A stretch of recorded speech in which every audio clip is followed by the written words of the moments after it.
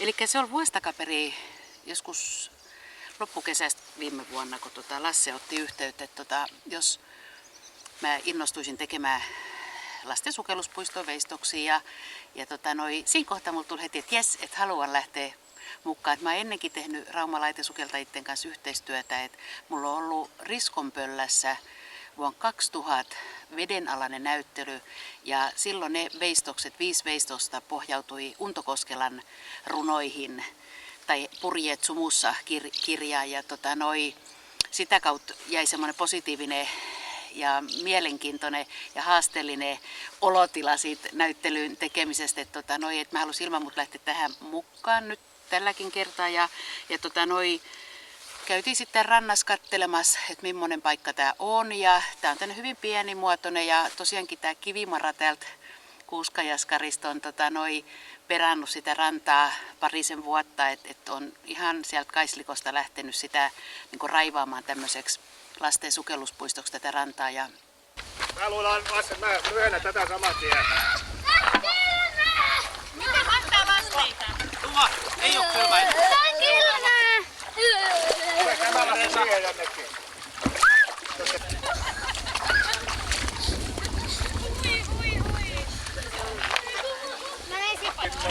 Kymmenen ja 10. Joku täytyy mennä koskaan.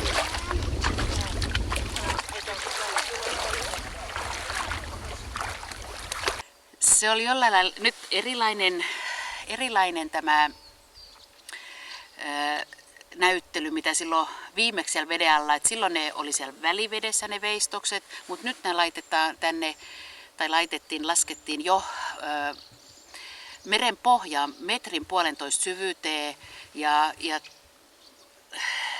tarkoitus on, että lapset sitten kävis niitä siellä kattelemassa sillä suht turvallisestikin, ettei minnekään ihan kauas laitettu niitä, että ne on aika muutaman 10 metrin säteellä sinne veistokset ja mä mietin, että mikä olisi sitten semmoinen aihe ja mä päädyin semmoiseen, että siellä on 5 erilaista eläinhahmoa, ne on tämmöisiä vedenalaisia eläimiä, siellä on rapu ja kala ja etana ja sitten siellä on meritähti ja sammakko.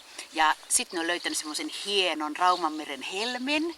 Se on iso semmoinen näkinkenkä, missä on valkoinen helmi vaaleanpunaisessa näkinkengässä. Ja se on semmoinen Raumanmeren taikahelmi. Ja mä niin tykkäisin, että lapset lähtisivät siitä sitten tai lapsilla lähtisi se mielikuvitus laukkaamaan sillä, että mitä ne eläimet sitten kekseisi siltä taikahelmeltä tehdä. Ja sitten taas toisaalta mä ajattelen, että ne lapset vois miettiä nimiä niille eläinhahmoille ja sitten ne vois pitää huolta, hoivata niitä eläimiä. Katsotaan, kun se on. Se ei saa tulla vapaana. No niin, joo. Joo, oot Se paina! Voi. Painaa just kotiin. Tää voit laskea sen viimeille ja mennään vapaana. Miten tiedät sen?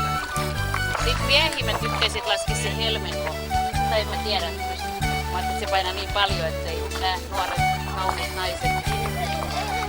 Vessa ja Teresa veteen. Me veteen. Odotan Arttu, kun vähän voi saada tulla. Ensimmäinen lähtee sukeltamaan. Onko siis noita? Mene vaan veteen. Tännepäin. Mä lasken ennen kuin sä olet täällä. Tännepäin tuu viereen. Saadaan ikustettu kun ensimmäinen.